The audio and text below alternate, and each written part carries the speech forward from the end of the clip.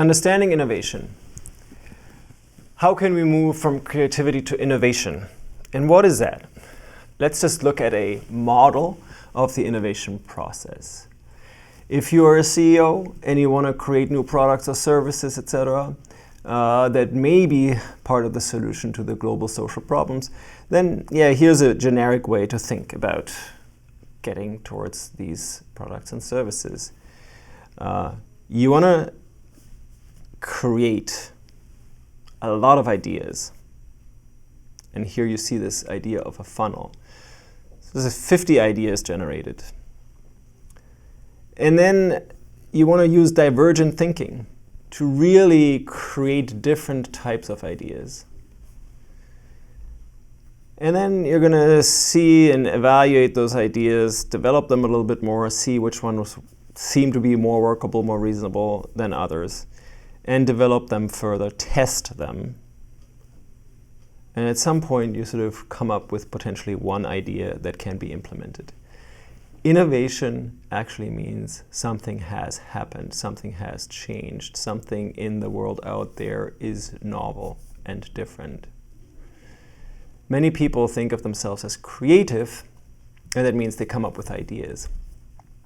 And there's a difference in creativity and innovation. Yet creativity is the basis for innovation, so you need to come up with different ideas, etc. Yet creative doesn't mean innovative. Innovation is the implementation, the doing, and the changing. Now, how can you get towards sort of these divergent ideas? How can you be creative? How can you spot opportunities? There are various models. One, I'm just throwing it out there here, is based on a number of constraints. I said before, necessity is considered the mother of innovation, right? So actually constraints are oftentimes our friends.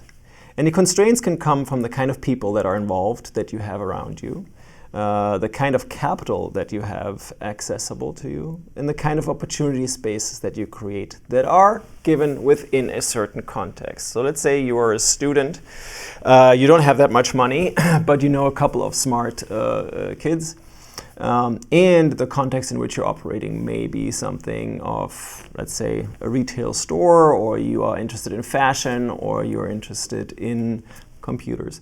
Whatever that context is, that's creating your opportunity space. And then clearly, wherever the opportunities are, let's say you're interested in fashion, you want to create fair fashion, etc.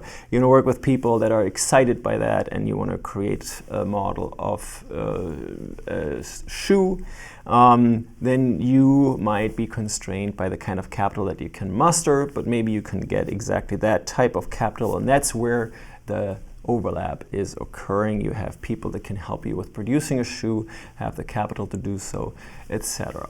So that's a way to identify opportunities by the constraints wherever you are. And this is important to understand. Everybody can create and identify opportunities. That brings me to a different model that can look and help in the innovation process. There are certain needs and certain assets. Okay? We're talking about many of the social and environmental sustainability needs. They can give you a context for generating ideas. Promising ideas, right? You have social assets like personal experience, or people that trust you, that want to support you, that are passionate about the mission and the vision that you have generated with them possibly. So we create a number of ideas based on those social needs that you perceive, environmental needs, and the assets that you have. Those assets are not necessarily financial assets, quite the opposite. Okay? They could be the people that you know, the knowledge that you have, the experience you bring to the table, etc. So you create a number of promising ideas, and then you crank them through a kind of test of an operating model, of the research strategy, and a social impact theory Those are big words, but basically it means like, which of those promising ideas can you develop into attractive opportunities? Opportunities that will create social impact, environmental impact, positive impact on the world. Okay. Oftentimes when we think about the traditional economistic innovation process, it seems like anything that provides a gain in terms of maximization is going to be what innovation is. Here in this model, you can include those and you can go way beyond them.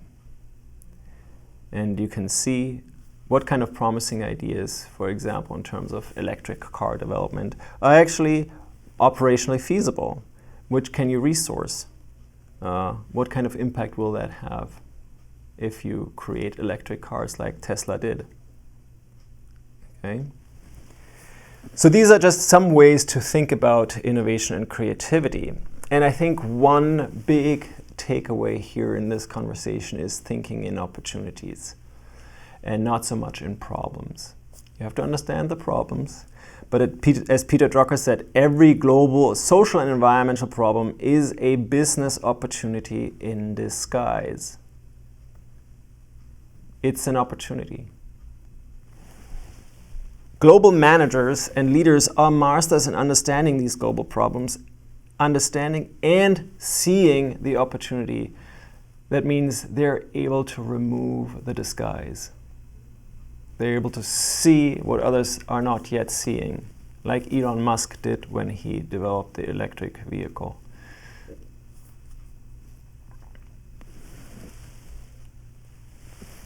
This is thinking in opportunities. This is how innovation can occur within the current framework and addressing some of the big global and social and environmental problems.